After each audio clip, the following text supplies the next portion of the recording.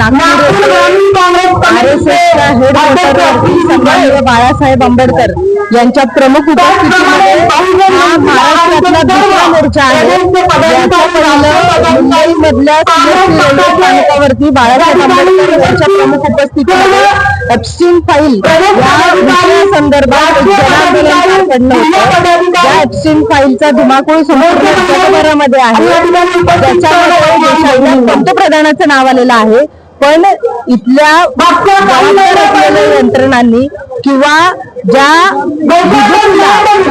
RSS त्या आरएसएसला देखील कुठल्याही प्रकारचं स्टेटमेंट या संदर्भात दिलेलं नाही किंवा जबाबदारी घेतलेली नाहीये। ही शांतता या देशातल्या पंतप्रधानाचे समर्थन करते का हे विचारण्यासाठी सन्माननीय बाळासाहेब आंबेडकर यांच्या प्रमुख उपस्थितीमध्ये आज नागपूर येथे हा दुसरा मोर्चा करण्यात आलेला आहे। जोपर्यंत आरएसएस आणि बीजेपी यावर त्यांचं स्पष्टीकरण देत नाही तोपर्यंत महाराष्ट्रामध्ये असे हजारो मोर्चे काढण्यासाठी वंचित बहुजन आघाडी आजच्या कार्यक्रमात वंचित बहुजन आघाडीचा सर्वात मोठा मोर्चा हा नागपूरमध्ये होत आहे आणि या फाईलने जे केलेले कृत्य या भारतात हे अजिबात आरएसएस लोकांनी सर्व हे जे कार्य चालू आहे, ज्या गरीब लोकांवर अन्याय अत्याचार जो होत आहे, सर्वात मोठा अत्याचार होत आहे आणि नोकऱ्या ज्या कंपन्या सर्व या बीजेपी सरकारने बाजूला फेकून दिले। तरुण पोरं दारूच्या आधी चालले गेलेले आहेत, त्यांना आज त्यांना जागा प्लॅटफॉर्म मिळत नाही। तर आज आम्ही सर्वात जास्त आमचे जेवढे टीम आहे, नितीन भाऊ वाघ, आपले युवराज काकडे सर्व आलेले दोंडाच्याहून सर्व माझी टीम आली आहे। तर यांना आम्हाला तो न्याय मिळाला पाहिजे, भारतात न्याय मिळाला पाहिजे म्हणून आम्ही बहु संख्येने इथं नागपूरला आलो आहेत। जय भीम, जय भारत, जय वंचित, जय संविधान। जय भीम, नमस्कार, जय संविधान। आज 23 मार्च नागपूर या ठिकाणी बाळासाहेब आंबेडकर यांच्या आदेशानुसार साक्री तालुका अध्यक्ष नितीन भाऊ मोहिते, दोंडाच्याचे जिल्हा उपाध्यक्ष माणिकदादा व मी स्वतः शिंदे तालुका अध्यक्ष बाळासाहेब आंबेडकर यांच्या आदेशानुसार नागपूर या ठिकाणी आरएसएसच्या विरोधात विशाल मोर्चा काढण्यात आलेला आहे। या देशाचे पंतप्रधान यांचे नाव एप्स्टीन फाईल मध्ये येतं हे खूप दुर्दैवाने बाब आहे।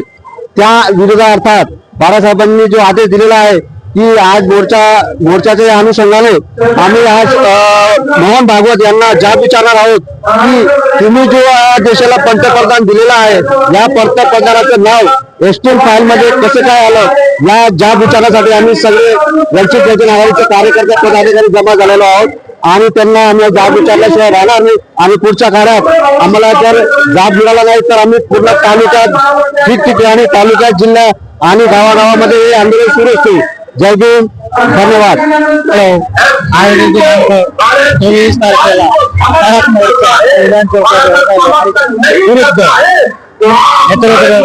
आंबेडकर यांच्या नेतृत्वाखाली आज नंदुरबार जिल्हा साक्री तालुका दोंडाईच्या येथील कार्यकर्ते आलेले आहेत। त्यांच्या दोन शब्द आपल्या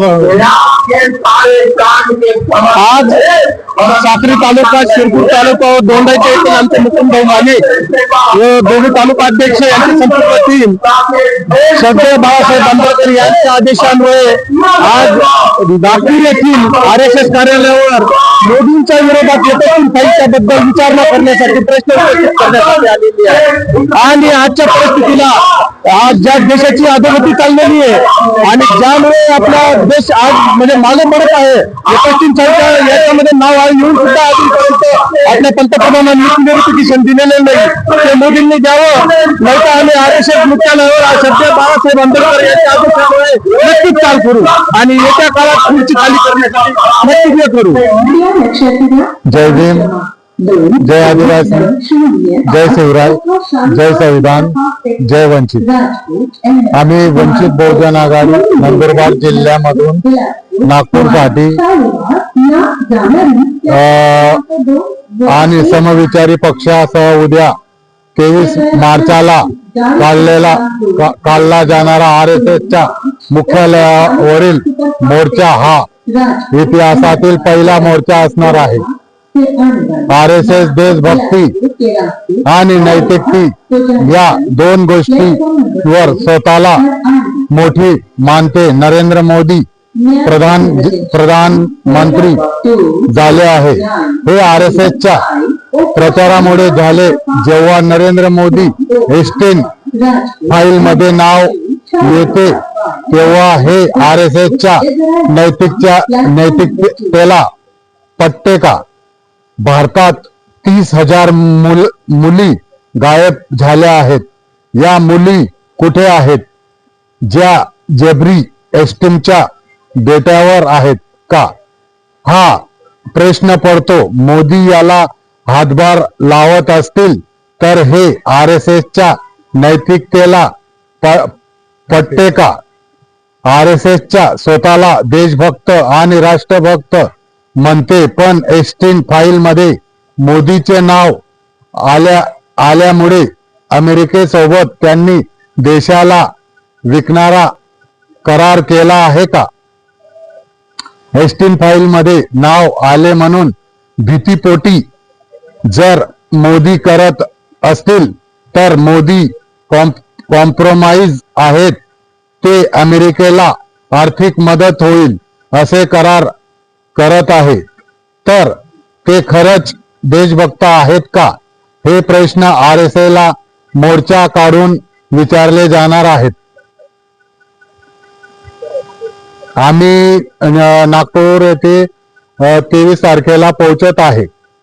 तरी तुम्हीही हजारोच्या संख्येने पोहोचा हीच आपल्याकडे नम्र विनंती करतो.